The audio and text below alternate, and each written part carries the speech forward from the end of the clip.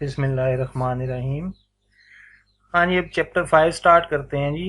और चैप्टर 5 में हम मेनली डिस्कस करेंगे डिफरेंट टाइप्स ऑफ कम्युनिकेशन। तो सबसे पहले जो चीज़ डिस्कस हो रही है वो है नॉन वर्बल कम्युनिकेशन। अब नॉन वर्बल कम्युनिकेशन क्या है, ये हम शुरू के चैप्टर्स में भी देख चुके हैं कि बेसिकली जो है वो आप वर्ड्स यूज़ करके कम्युनिकेट नहीं कर रहे, बल्कि आपका लहजा, आपकी बॉडी लैंग्वेज जो है वो कम्युनिकेट कर रही है। अब इसमें ये है कि एक ही बात को अगर दो मुख्तलिफ लहजों में कहा जाए तो उसके दो डिफरेंट मीनिंग निकलते हैं। यानी कि गुस्से में अगर वो बात की जाएगी, सेम वर्ड्स हों लेकिन गुस्से में कहे जाएं तो उनका मीनिंग कुछ और होगा, और अगर वही आराम से कहे जाएंगे तो उनका मीनिंग कुछ और होगा। तो नॉन वर्बल कम्युनिकेशन जो है वो कम्युनिकेशन का एक इम्पॉर्टेंट पार्ट है, इसको इग्नोर नहीं किया जाता। ठीक है, तो it is a process of communication that facilitates sending and receiving silent and wordless cues between people। ये cues होते हैं, लोग इसकी बेस पे जजमेंट्स करते हैं। ठीक है, अंदाज़ा लगाते हैं लहजे की बेस पे कि एक बंदा जो है जो बात कर रहा है उसका असल मीनिंग क्या है। Non verbal communication conveys a message from और about the person giving them. ठीक है, कि जो बंदा बात कर रहा है उसकी तरफ से मैसेज कन्वे होता है या उसके मुतल्लिक एक मैसेज कन्वे होता है कि वो बंदा बेसिकली कहना क्या चाह रहा है। Whiles we are all have experience what's going wrong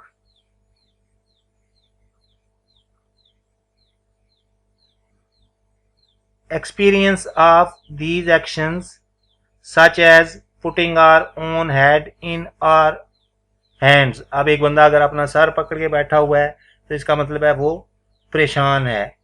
turning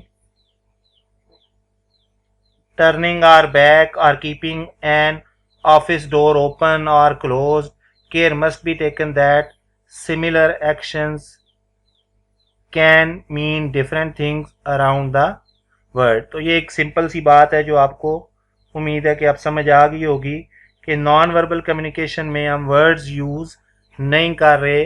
खाली मतलब अगर ऑफिस का डोर ओपन है, एक मैनेजर है जो कि दरवाज़ा बंद रखता है, तो वो एक कम्युनिकेट कर रहा है एक मैसेज कि भाई इस वक्त मैं बिज़ी हूँ, या कोई बंदा बगैर इजाज़त के मुझे ना मिले। ऑन द अदर हैंड अगर एक मैनेजर दरवाज़ा ओपन रखा है तो इसका मतलब है कोई बंदा जो है जो उससे उससे काम हो जिसको, वो उससे जाके मिल सकता है। Generally we are more conscious of other people's gestures and tone of voice than we are of our own and the signals they convey to other। ये एक इम्पॉर्टेंट चीज़ ये होती है कि हम नॉर्मली अपने जो गेस्चर पोस्चर्स हैं उन पे इतना फोकस नहीं करते जितना दूसरे के गेस्चर पोस्चर्स पे फोकस करते हैं। Non verbal communication is an effective business communication tool as it can be used to give a message when used effectively। For example, creating a particular impression, smile। अब अगर आप smile दे रहे हैं किसी को तो इसका मतलब है कि आप एक पोलाइट जो है वो मैसेज कन्वे कर रहे हैं उस बंदे की तरफ। फर्म एंड शेक जो है, गर्मजोशी से अगर आप हाथ मिलाते हैं तो ये पाकिस्तान में एक मोहब्बत का इजहार के तौर पर लिया जाता है। पंक्चुअलिटी, ठीक है, और स्मार्ट ड्रेस, अगर पंक्चुअल हैं, आप छुट्टी नहीं करते, ठीक है, तो उससे भी जो है वो एक मैसेज कन्वे हो रहा होता है कि आप हार्ड वर्किंग हैं। अच्छा ड्रेसिंग आप करते हैं तो उसका भी एक मैसेज कन्वे होता है। उसके बाद है reinforcing spoken messages indicating seriousness, interest and engagement. For example an empathic gesture, sparkling eyes, disapproving frown. ठीक है, मतलब अब गुस्से से देखना है आपने, स्पार्कलिंग आइज है आपकी, ठीक है, गुस्से से देख रहे हैं तो इसका मतलब आपको बात पसंद नहीं आई। प्रोवाइडिंग फीडबैक, ठीक है, इसमें अपलॉज है, ठीक है, फिजिटिंग, यॉन, आप वासियाँ ले रहे हैं तो उससे क्या होगा कि आप बोर हो रहे हैं। Establishing desired atmosphere, informal dress है, अगर आप उस इनफॉर्मल ड्रेस जो है उसको अलाउ करते हैं तो एक इजी एटमॉस्फेयर जो है वो आप डेवलप कर सकते हैं। रिस्पेक्टफुल डिस्टेंस, फ्रेंडली स्माइल, तो ये सारे जो डिफरेंट गेस्चर पोस्चर्स हैं उससे आप एक मैसेज कन्वे कर रहे होते हैं। तो जो नॉन वर्बल कम्युनिकेशन है वो काफ़ी इम्पॉर्टेंट है, इसको आप इग्नोर नहीं कर सकते, क्योंकि ये आपका जो मैसेज का रिसीवर है जो वो बेसिकली आपकी जो नॉन वर्बल कम्युनिकेशन है उस पर बहुत ज़्यादा फोकस कर रहा होता है। तो नॉन वर्बल कम्युनिकेशन से जो मैसेज के मीनिंग्स हैं वो चेंज हो सकते हैं एट ऑल।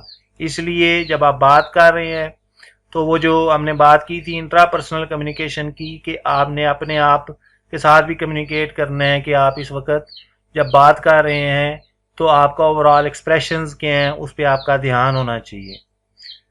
तो की फीचर्स क्या हैं, ये साइलेंट मैसेजेस हैं और इनमें वर्ड्स नहीं होते। At every level and in all age groups, simple बात, verbal communication has restrictions in terms of reach, whereas non-verbal communication has no such boundaries.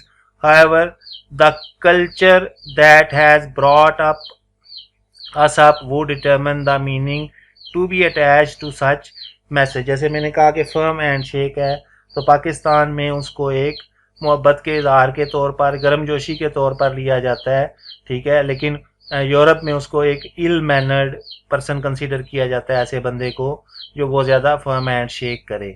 तो कल्चरल डिफरेंसेस जो होते हैं वो नॉन वर्बल कम्युनिकेशन को अफेक्ट करते हैं, उनकी मीनिंग को अफेक्ट करते हैं, ये एक इम्पॉर्टेंट पॉइंट है। It depend heavily upon the power of observation. अब कुछ लोग हैं वो ध्यान ही नहीं करते कि जो बंदा बात कर रहा है उसके इस वक्त जो चेहरे के है एक्सप्रेशंस हैं जो उसके वो क्या हैं, तो उसको अफेक्ट नहीं करेगी नॉन वर्बल कम्युनिकेशन। तो ये जितना एक बंदा ऑब्जर्वेंट होगा, जितना क्लोजली ऑब्जर्व करेगा, उतना नॉन वर्बल कम्युनिकेशन जो है उस पे इफेक्ट करेगी। लेकिन एक बंदा जो केयरलेस है उसको नॉन वर्बल कम्युनिकेशन उतना ज़्यादा अफेक्ट नहीं करेगी। Forms of non verbal communication जो है, जो आपके फेशियल एक्सप्रेशंस हैं, जो आपके चेहरे पे जो चीज़ें नज़र आ रही होती हैं, ये एक नॉन वर्बल कम्युनिकेशन है। जो जो आप बोल रहे होते हैं, फेशियल एक्सप्रेशन जो है वो चेंज हो रहे होते हैं, ठीक है, आप एक्साइटेड होते हैं या आप बात करते वक्त किसी जगह पे गुस्से में आ जाते हैं, ठीक है, ये सारी चीज़ें जो हैं ये फेशियल एक्सप्रेशन कहलाती हैं और it is a form of non verbal communication.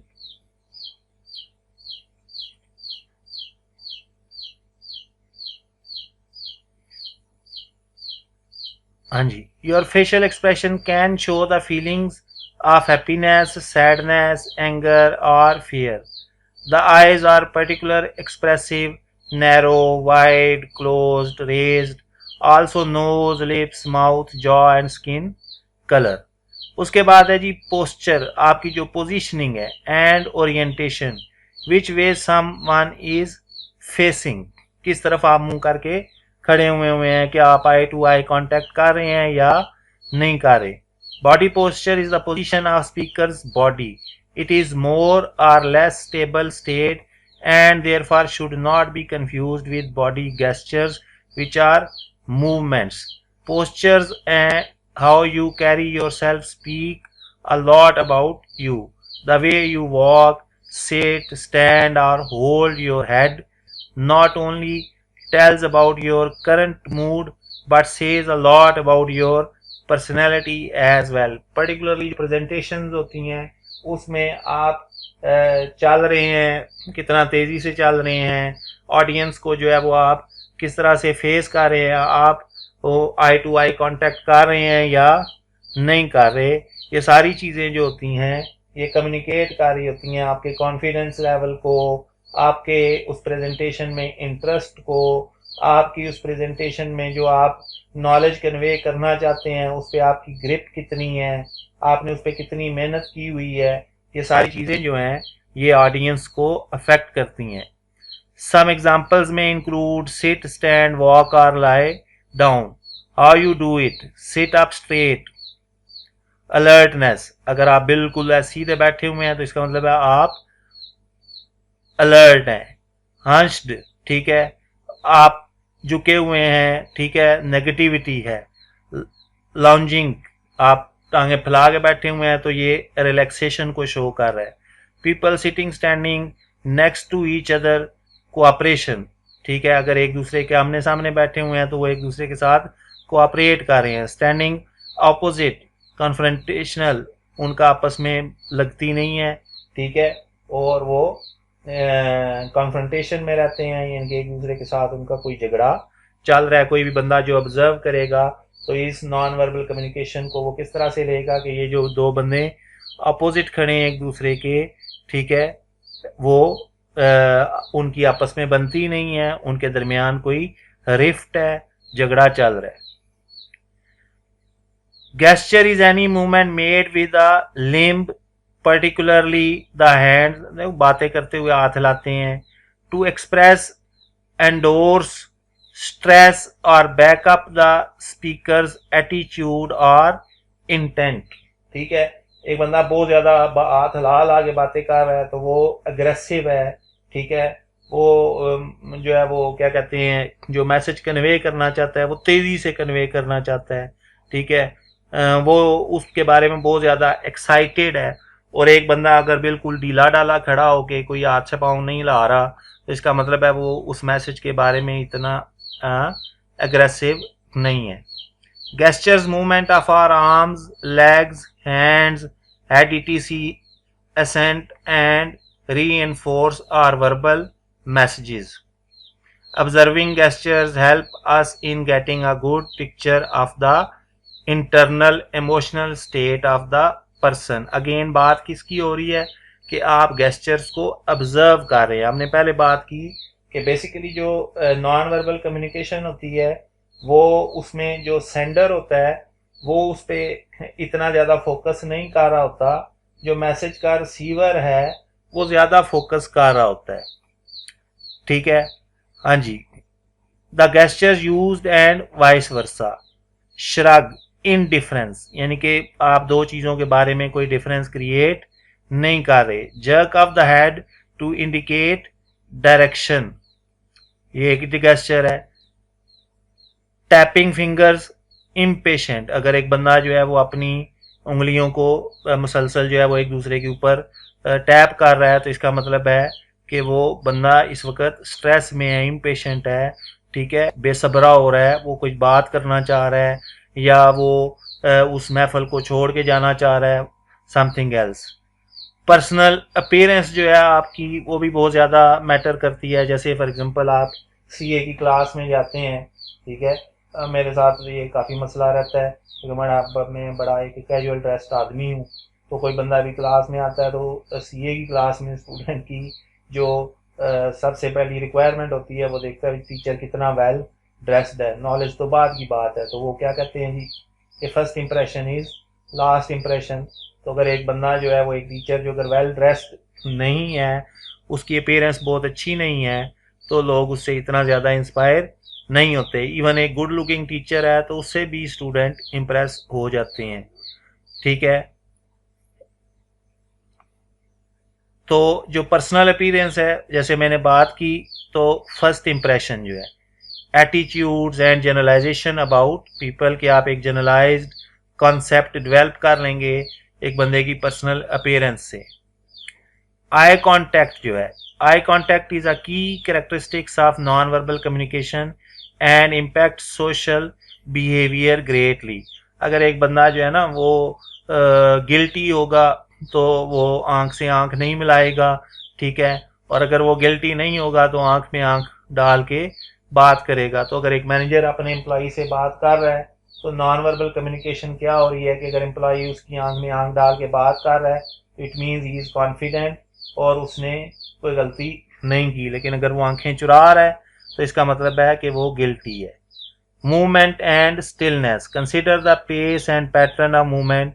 Brisk walking conveys determination, stillness conveys calm, कि अगर एक बंदा तेजी से चल रहा है तो इसका मतलब वो डिटर्मिन्ड है, ठीक है, और अगर बंदा स्टिल हुआ है तो इसका मतलब वो काम है, वो उसको कोई हरीनेस नहीं होती, वो हर काम सोच के करता है, थिंकिंग प्रोसेस जो है वो चल रहा होता है उसके जहन में, इसलिए वो बैठा हुआ है।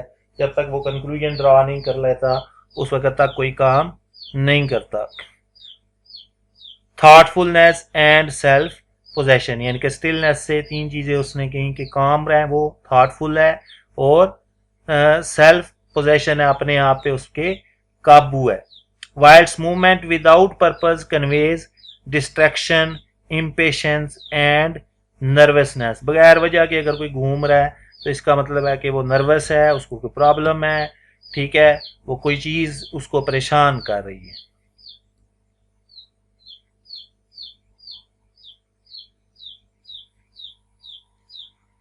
उसके बाद है जी silence and sound. The largely this largely depends on the culture. Silence in western society commonly conveys embarrassment, यानी कि अगर आप कोई बंदा बात कर रहा है आपसे और आप आगे से चुप रहते हैं तो इसका मतलब है कि आप शर्मसार हैं।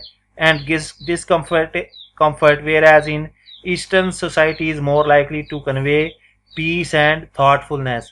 ठीक है, हमारे यहाँ पे तो वो क्या कहते हैं, खामोशी जो है वो नीम रजामंदी है। या बाप अगर एक बात कर रहा है तो बेटा जो है वो आगे से आर्गूमेंट नहीं करता बल्कि खामोश रहता है।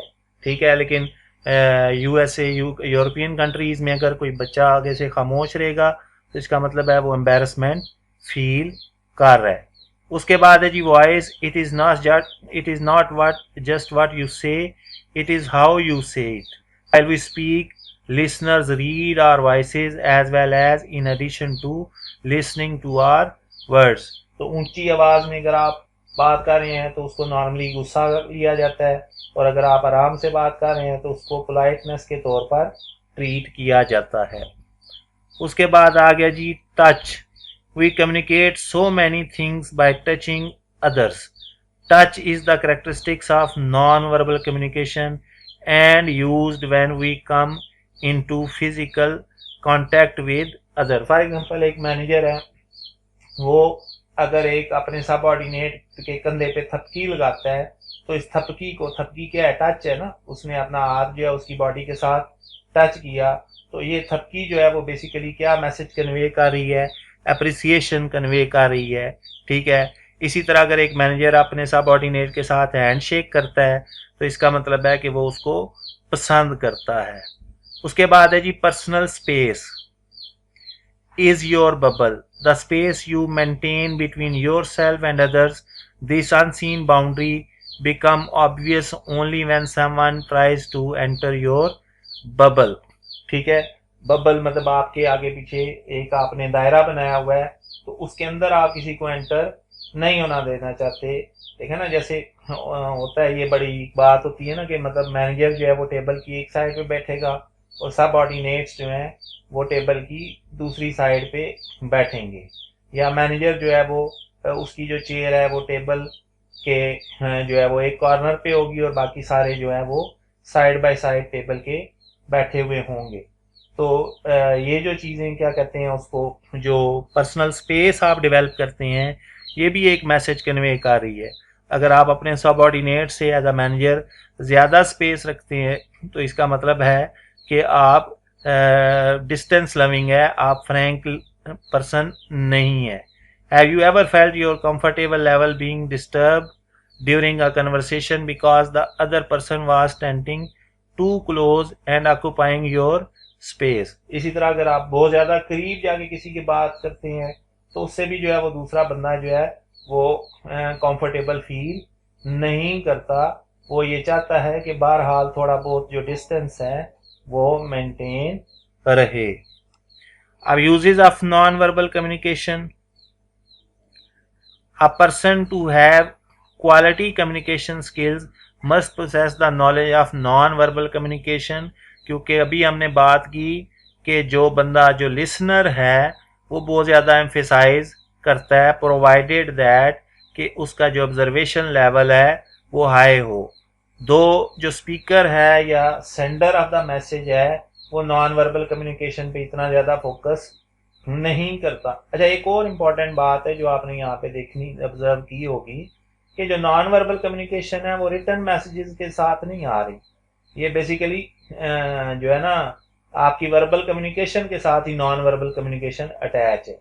रिटर्न मैसेजेस हैं, ईमेल है या और है, उसके साथ नॉन वर्बल कम्युनिकेशन का कोई इतना लिंक नहीं है। ये बेसिकली वर्बल कम्युनिकेशन को नॉन वर्बल कम्युनिकेशन इम्पैक्ट कर रही होती है। थोड़ा प्रॉब्लम आ रहा है मुझे, मेरा जो है ना ये टच पैड जो है इसका जो कर्सर है ना वो बहुत छोटा हो गया, वो मुझे नजर ही नहीं आता। Though non-verbal communication goes unplanned quite often, yet it has more impact than verbal communication alone. The non-verbal cues are relatively more important in conveying feelings. People can deceive us more with the use of words as they can be relatively easily controlled. On the other hand, postures, body language, facial expressions, eye contact, vocal characteristics etc reflect speakers honesty। वही बात है, आंखें चुरा रहा है तो इसका मतलब है कोई ना कोई प्रॉब्लम है। ठीक है, आंख से आंख नहीं मिला रहा तो इसका मतलब है गिल्टी फील कर रहा है, मुजरम है, बात को छुपाने की कोशिश कर रहा है। जो बात कर रहा है वो वर्ड्स तो बहुत अच्छे यूज कर रहा है लेकिन उसके बारे में वो उतना कॉन्फिडेंट नहीं है। ठीक है, तो ये आगे आपने दोनों पैराग्राफ्स रीड कर लें तो ये बिल्कुल एक सिंपल सी बात है।